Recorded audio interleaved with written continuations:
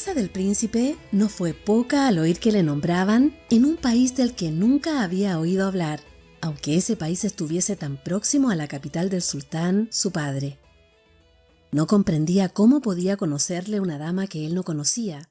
Seguidamente se postró a sus pies y cuando se levantó, le dijo: «Señora, temí que mi curiosidad me hubiese hecho actuar de un modo imprudente. Os doy mil gracias por vuestro saludo, pero sin pecar de descortesía, podría preguntarte por qué ventura no te soy desconocido y vives tan cerca de nosotros sin que yo lo haya sabido hasta hoy.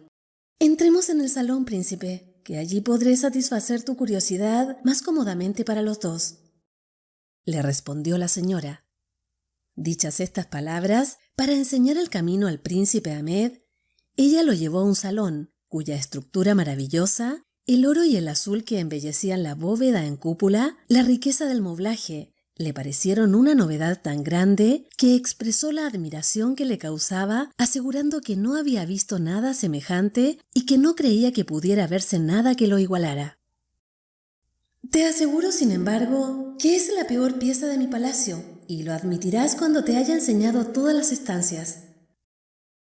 Subió y se sentó en un sofá, y a ruegos de ella tomó asiento a su lado el príncipe. «Me dices que te sorprende el hecho de que te conozca. Saldrás de tu sorpresa cuando sepas quién soy. Sin duda no ignoras una cosa que tu religión te enseña, y es que el mundo está habitado a la vez por genios y por hombres. Soy hija de uno de esos genios, de los más distinguidos y poderosos, y me llamo Pari-Banu. No debe sorprenderte que te conozca a ti, al sultán tu padre, a los príncipes tus hermanos y a la princesa Nurunibar. Estoy igualmente enterada del amor de los tres y de vuestro viaje, del que podría decirte todas las circunstancias, puesto que soy yo quien hizo que fuese puesta a la venta en Samarcanda la manzana artificial que allí compraste, la alfombra que el príncipe Husayn encontró en Bisnagar y el tubo de marfil que el príncipe Ali trajo de Shiraz. Debe bastarte esto para que comprendas que nada ignoro de lo que a vosotros se refiere. Lo que añado es que tú me has parecido digno de mejor suerte que la de ser esposo de la princesa Nurunibar, y para que lo lograses, como me hallaba presente cuando arrojaste la flecha, previendo que no iría más allá que la del príncipe Husayn, la hacía en el aire y le di el movimiento necesario para que fuese a dar en los peñascos, junto a los cuales la has encontrado. De ti depende aprovechar la ocasión que se te brinda de llegar a ser más dichoso». Como el hada Pari-Banu, luego de pronunciar en tono diferente estas últimas palabras, miró con ternura al príncipe y bajó enseguida los ojos por modestia, subiéndole el rubor al rostro. Al príncipe poco le costó comprender de qué felicidad se proponía hablar. Pensó que la princesa Nurunibar ya no podía ser suya, que el hada Pari-Banu la aventajaba en hermosura, en atractivos, en encantos y en inmensas riquezas, como podía conjeturar por la magnificencia del palacio en que se hallaba, y bendijo el momento en que se le ocurrió ir a buscar por segunda vez la flecha que había arrojado. Y dejándose llevar por la inclinación que le movía hacia el objeto que le enardecía, dijo: «Señora, aunque en toda mi vida no tuviese más que la dicha de ser esclavo tuyo y admirador de tantos encantos que me cautivan, me tendría por el más dichoso de los mortales. Perdóname el atrevimiento de pedirte esta gracia, y si me la niegas, permíteme que frecuente tu corte un príncipe que solo desea servirte». «Príncipe, largo tiempo hace que soy dueña de mis actos, y con el consentimiento de mis padres te recibiré en mi corte no como esclavo, sino como señor de mi persona y de todo cuanto poseo, y pueda pertenecerme si me das tu palabra de tomarme por esposa. Espero que no te ofenderá este ofrecimiento. Te he dicho ya que soy dueña de mis actos, y añadiré que entre las hadas no sucede lo mismo respecto a los hombres que entre las mujeres, las cuales no tienen costumbre de hacer tales declaraciones, pues tendrían por deshonra obrar así. Nosotras las hacemos y creemos que se nos debe gratitud». El príncipe Ahmed nada respondió a este discurso del hada, pero con el mayor agradecimiento creyó que la mejor manera de demostrarlo era acercarse a ella y besar la orla de su vestido. El hada no le dio tiempo, pues le tendió la mano y él la besó. Y ella, reteniendo y apretando su mano entre las suyas, le preguntó: ¿No me das, príncipe Ahmed, tu palabra como yo te he dado la mía? ¿Acaso algo podría agradarme más, señora?, respondió el príncipe con alborozo. Sí, sultana mía, reina mía, te la doy de todo corazón. Si así es, eres mi esposo y yo tu esposa. Los matrimonios no se contraen entre nosotros con otras ceremonias y son más firmes e indisolubles que entre los hombres, pese a las formalidades que se han de cumplir. Y ahora, en tanto se hagan los preparativos para celebrar esta noche el festín de nuestra boda, como al parecer no has tomado alimentos hoy, van a traerte una ligera colación. Y cuando hayas comido, te enseñaré las salas de mi palacio para que veas lo que te he dicho, que este salón es el de menos valor. Algunas de las criadas del hada, que con ella habían entrado en aquel salón, comprendiendo su propósito, salieron, y poco después volvieron trayendo algunos manjares y un excelente vino. Cuando el príncipe Ahmed hubo comido y bebido tanto como quiso, el hada Paribanú le llevó de estancia en estancia, en las que vio diamantes, rubíes, esmeraldas y toda suerte de piedras preciosas, mezcladas con perlas, ágatas, jaspes, pórfidos y mármoles de toda clase, sin contar los muebles, que eran de una gran riqueza, y todo dispuesto con tanto gusto, que se dijo que nunca había visto nada parecido, y que no podía haber en el mundo nada como aquello. Príncipe, si tanto admiras mi palacio, porque encierra tantas cosas bellas, ¿qué dirías de los palacios de los jefes de nuestros genios, que son mucho más hermosos, espaciosos y magníficos? Podría enseñarte también mi jardín, pero lo dejaremos para otra vez. Está anocheciendo y ya es hora de sentarnos a la mesa. La sala a la que el hada hizo entrar al príncipe Ahmed, donde estaba puesta la mesa, era la última que le tenía que enseñar al príncipe y no era inferior a ninguna de las que él acababa de ver. Admiró la iluminación de bujías perfumadas de ámbar, las cuales, aun siendo tantas, lejos de producir confusión, guardaban tal simetría que se quedó asombrado. Igualmente admiró un gran aparador lleno de vajilla de oro, cuyo arte hacía más precioso aún que el mismo noble metal. Varios coros de mujeres, todas de una belleza extraordinaria y ricamente vestidas, comenzaron un concierto de voces y de toda clase de instrumentos, los más armoniosos que él había oído en su vida. Se sentaron a la mesa.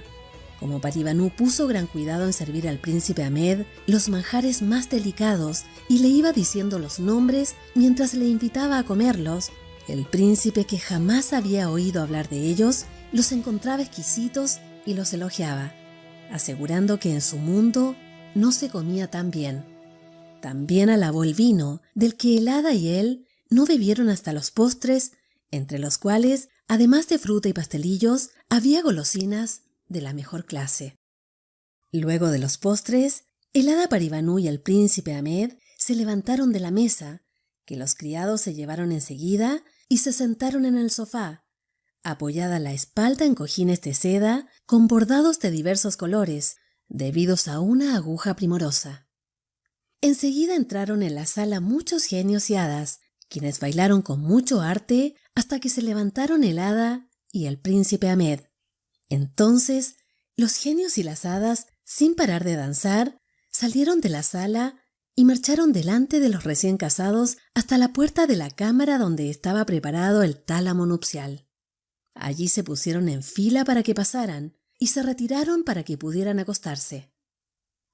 La fiesta continuó hasta el día siguiente, o bien los días que siguieron a la boda fueron fiesta continua, que el hada Paribanú, para quien era cosa fácil, supo variar con nuevos manjares en los festines, nuevos conciertos, nuevas danzas, nuevos espectáculos, nuevas diversiones.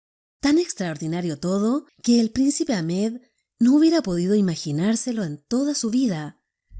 aunque hubiese vivido 1000 años. La intención del hada no fue solamente dar al príncipe muestras claras de la sinceridad de su amor y de la vehemencia de su pasión, sino que también quiso hacerle comprender que como no tenía ya nada a que aspirar en la corte del sultán, su padre, en ninguna parte del mundo hallaría, además de su belleza y sus encantos, nada que pudiera compararse a la felicidad que junto a ella gozaba, por lo que debía amarla con toda el alma y no separarse de ella jamás. Pari Banu consiguió lo que se había propuesto. El amor del príncipe Ahmed no menguó con la posesión, sino que creció hasta el extremo de que si ella dejase de amarlo a él no dejaría de amarla a ella. Al cabo de 6 meses, el príncipe Ahmed, que había amado y honrado siempre al sultán su padre, tuvo gran deseo de saber noticias de él, y como no podía satisfacerlo sin ausentarse, se lo dijo Pari Banu y le rogó que le diese licencia, lo cual alarmó al hada, que temió fuese un pretexto para abandonarla. ¿En qué he podido desagradarte para que me pidas esta licencia? ¿Será posible que hayas olvidado que me diste tu palabra y que ya no me ames, amándote yo tan apasionadamente? Tú sabes que te doy pruebas de ello constantemente. Reina mía, creo en tu amor y sería indigno de él si no te demostrase mi gratitud correspondiéndote con un amor igual. Si mi ruego te ha ofendido, te suplico que me perdones, pues no hay desagravio que no esté dispuesto a ofrecerte. No ha sido para disgustarte, sino por el respeto que debo al sultán mi padre, a quien quisiera consolar de la aflicción que he de haberle causado con tan larga ausencia, además de que seguramente cree que he muerto. Mas como no te place que vaya a darle este consuelo, quiero lo que tú quieras, y nada hay en el mundo que no esté dispuesto a hacer por complacerte. El príncipe Ahmed, sin ocultar que la amaba con toda su alma, como se lo había asegurado con sus palabras, no insistió más sobre la licencia que le había pedido, y el hada le dio pruebas de lo contenta que estaba de su sumisión. Mas como no podía renunciar a su propósito, de tiempo en tiempo hablaba al hada de las virtudes del sultán de las Indias y sobre todo del agradecimiento que le debía por las muchas muestras de afecto que le había dado, con la esperanza de que conmovida cediese. Como se había figurado el príncipe Ahmed, era cierto que al sultán de las Indias le había afligido grandemente a pesar de los regocijos de las bodas del príncipe Alí y la princesa Nur-Unibar, el alejamiento de sus otros 2 hijos. No tardó en ser informado de la decisión que el príncipe Husayn había tomado de abandonar el mundo y del lugar que había elegido para retiro. Como buen padre que cifra su felicidad en tener junto a sí a sus hijos, y más cuando son dignos de su amor, había preferido que se hubiera quedado en la corte con él. No pudiendo desaprobar la elección del estado de perfección a que se había entregado, sufrió con resignación su ausencia, pero hizo todas las diligencias posibles por tener noticias del príncipe Ahmed. Despachó correos a todas las provincias de sus estados, con orden a los gobernadores de detenerle y obligarle a volver a la corte, pero sus diligencias no dieron el resultado que esperaba, y su pena no hizo más que crecer. Hablaba a menudo de su dolor con el gran visir. «Visir, sabes que Ahmed es el hijo a quien siempre he profesado más tierno afecto, y no ignoras los medios que he empleado para saber su paradero sin lograrlo. La pena que tengo es tan grande que por ella creo que voy a morir. Y te pido que por poco que desees la conservación de mi vida, me ayudes con tus consejos». El gran visir, muy adicto al sultán y celoso cumplidor de los deberes que le imponía la administración de los negocios del Estado, pensó en los medios de darle consuelo y se acordó de una maga de la que se decía que lograba prodigios. Propuso que fuese consultada. El sultán consintió y el gran visir ordenó que la llamasen. El sultán dijo a la maga: «Escucha, la aflicción que tengo desde la boda de mi hijo Alí y mi sobrina Nur-Unibar por causa de la ausencia del príncipe Ahmed es tan públicamente conocida que sin duda tú la sabes. Dado tu arte, ¿podrías decirme qué ha sido de él? ¿Vive todavía? Necesito saber dónde está y qué hace. ¿Puedo abrigar esperanzas de volverle a ver? La maga, para satisfacer el pedido del sultán, respondió: Señor, por mucha que sea mi habilidad, no me es posible cumplir en el acto la orden que me da vuestra majestad. Si te dignas concederme tiempo, te daré la contestación mañana. El sultán se lo concedió y la despidió con la promesa de darle una buena recompensa si la respuesta fuese la que él deseaba. La maga volvió al día siguiente y el gran visir la llevó por segunda vez a presencia del sultán, y entonces le dijo: Señor, por más que he hecho, observando las reglas de mi arte, para obedecerte e informarte lo que deseas saber, todo lo que he podido averiguar es que el príncipe Ahmed vive, de lo que puedes estar seguro. Lo que no he podido averiguar es dónde está. El sultán de las Indias hubo de conformarse con esta respuesta, que le dejó casi en la misma inquietud de antes acerca de la suerte del príncipe su hijo. Pero volvamos al príncipe Ahmed, quien siguió hablando con tanta frecuencia al hada Paribanú del sultán, su padre, aunque sin volver a expresar el deseo que tenía de verle, que ese fingimiento le reveló a ella cuál era el propósito del esposo. Y como había visto su discreción y el temor que tenía de desagradarle, después de su negativa, dedujo que era sincero el amor que le tenía, del que no cesaba de darle pruebas, y no queriendo cometer la injusticia de forzar a un hijo a renunciar al afecto que era natural profesase a su padre, tomó la determinación de concederle lo que tan vivamente deseaba, y un día le dijo: Príncipe, la licencia que me habías pedido para ir a ver a tu padre me hizo temer que fuese un pretexto para mostrarme tu inconstancia abandonándome. No he tenido otro motivo para negártela, pero como tus acciones y palabras me han convencido plenamente de la constancia y firmeza de tu amor, te la concedo con la condición de que me jures que volverás pronto, que tu ausencia no será larga. Esta condición no te debe apenar como si la exigiese por desconfianza. La impongo porque sé que no pensarás que dudo de la sinceridad de tu amor. El príncipe Ahmed quiso arrojarse a los pies del hada para expresar mejor su profundo agradecimiento, pero ella no lo dejó. Sultana mía, sé el precio de la merced que me haces, pero no hallo palabras para darte las gracias tan dignamente como quisiera. Ayúdame y puedes estar segura de que el juramento que me exiges no me apena, dado que ya no podría vivir sin ti. Voy pues a partir y la prisa que me daré en volver te probará que lo habré hecho no por el temor de ser perjuro si faltase a mi juramento, sino por el mucho amor que te tengo, sin otra ilusión que estar toda mi vida a tu lado. Paribanú estaba muy contenta de esos sentimientos del príncipe Ahmed, pues se le libraban de los recelos de que la prisa en querer ir a ver al sultán de las Indias fuese un pretexto para no cumplir la palabra que le había dado. Príncipe, parte cuando te plazca, pero no tomes a mal que te dé algunos consejos sobre cómo debes proceder en tu viaje.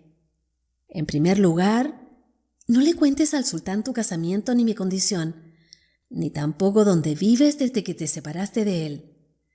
Pídele que se contente con saber que eres dichoso, que el motivo que te ha llevado allí es el de quitarle la inquietud que pudiera tener acerca de tu suerte. Para acompañarle, le dio 20 caballeros con buenos caballos, y cuando todo estuvo dispuesto, el príncipe Ahmed se despidió del hada, besándola y renovando la promesa de volver pronto. Le trajeron el caballo que ella había ordenado para él, que además de ricamente enjaezado, era más hermoso y de más alto precio que los que había en las caballerizas del sultán de las Indias. Montó ágilmente, con mucho agrado del hada, y tras el último beso de despedida, partió. Como el camino que llevaba a la capital de las Indias no era largo, tardó poco tiempo en llegar. No bien entró, el pueblo gozoso de volverle a ver, le recibió con aclamaciones y muchos le acompañaron hasta el palacio del sultán. El sultán le abrazó con la mayor alegría, aunque se quejó, con la ternura que de su corazón de padre salía, de la aflicción que le había causado tan larga ausencia. Esa ausencia me ha sido más dolorosa, porque después que la suerte te fue adversa en favor de tu hermano Alí, tenía motivos para temer que cometieses un acto de desesperación. Señor, respondió el príncipe Ahmed, juzgue vuestra majestad si después de no darme por esposa a la princesa Nur-Unibar, que había sido el objeto de mis anhelos, podía resignarme a ser testigo de la felicidad del príncipe Alí. Si hubiese sido capaz de cometer una indignidad de esa naturaleza, ¿qué no hubieran pensado de mi amor en la corte y en la ciudad que no hubiese pensado vuestra majestad? El amor es una pasión que no se vence cuando se quiere. Domina, esclaviza, y no da tiempo al verdadero amante a hacer uso de su razón. Vuestra majestad sabe que al arrojar mi flecha me sucedió una cosa extraordinaria que a nadie le ha ocurrido jamás. No fue posible encontrar la flecha que arrojé, pese a ser la llanura en que se hacen los ejercicios ecuestres, en la que no hay altibajos, y eso hizo que yo perdiese un bien cuya posesión no era menos debida a mi amor que a mis hermanos. Vencido por el capricho de la suerte, no perdí el tiempo en vanas lamentaciones. Para serenar mi espíritu, turbado por ese azar que yo no comprendía, me alejé de mis criados sin que se diesen cuenta, y volví solo al lugar para buscar mi flecha. La busqué más allá, a derecha e izquierda, del sitio en que yo sabía habían recogido los dos príncipes Husayn y Alí, y donde me parecía que debía haber caído la mía, pero fue en vano. No me desalenté y seguí buscando, andando hacia adelante, casi en línea recta, donde me figuraba que podía haber caído. Había andado ya más de una legua, mirando por todos lados, y hasta retrocedí a veces para ver si daba con la flecha, aunque pensé que no era posible que la mía hubiese llegado tan lejos.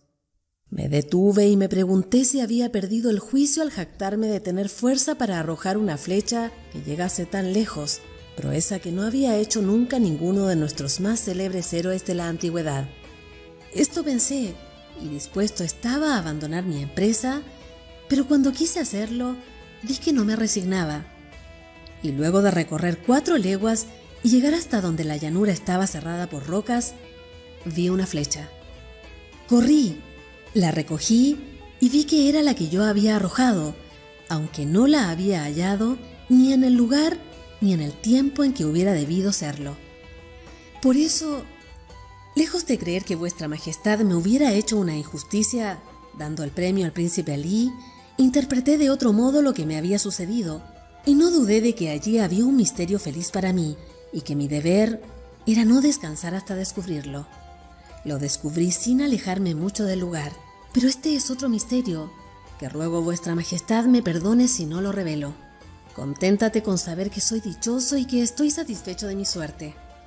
Como la única cosa que turbara esa felicidad era la inquietud que yo estaba seguro tenía vuestra majestad por saber lo que había sido de mí desde que me ausenté de la corte, he creído que tenía el deber, que no he querido dejar de cumplir, de venir a quitarte esa preocupación.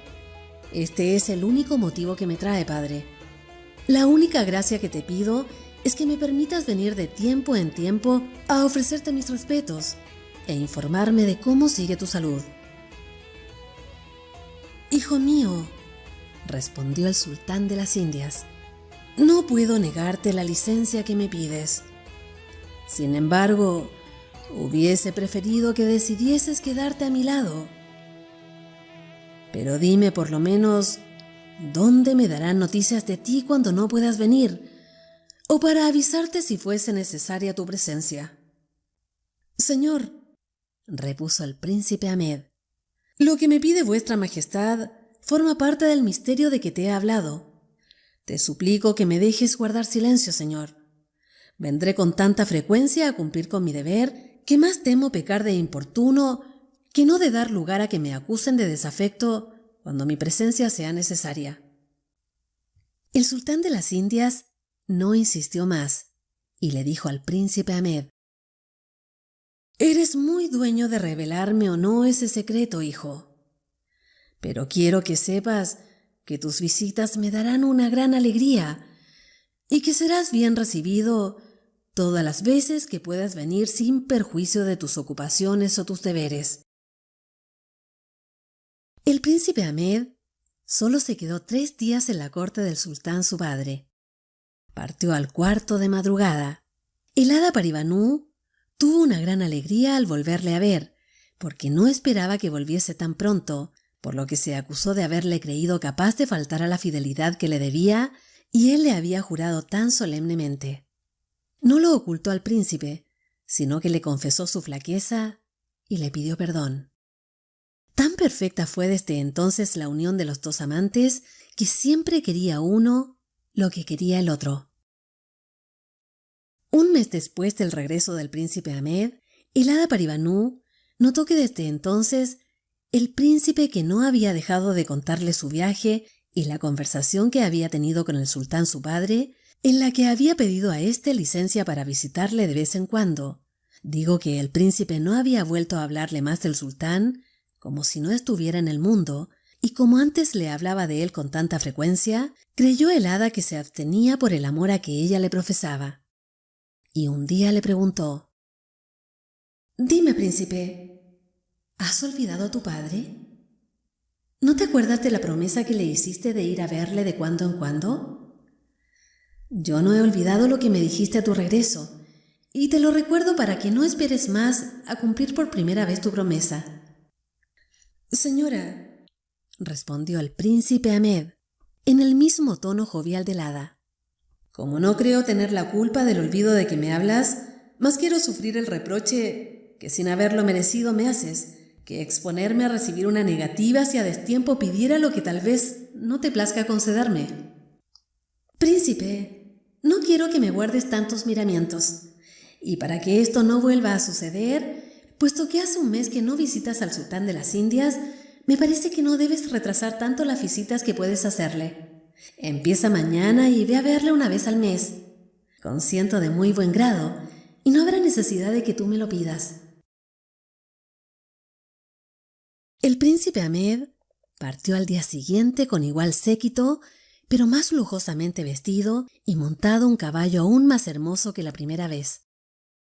Fue recibido por el sultán con la misma alegría. Siguió visitándole durante varios meses, siempre con atuendo brillante y rico.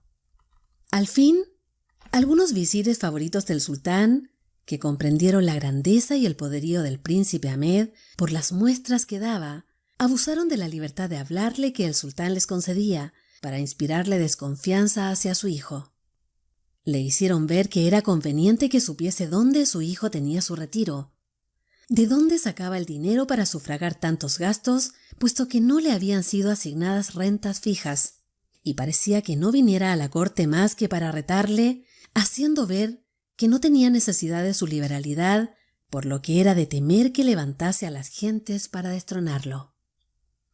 El sultán de las Indias, que estaba muy lejos de creer que el príncipe Ahmed fuera capaz de abrigar propósitos tan criminales como los que querían hacerle creer sus favoritos, les replicó: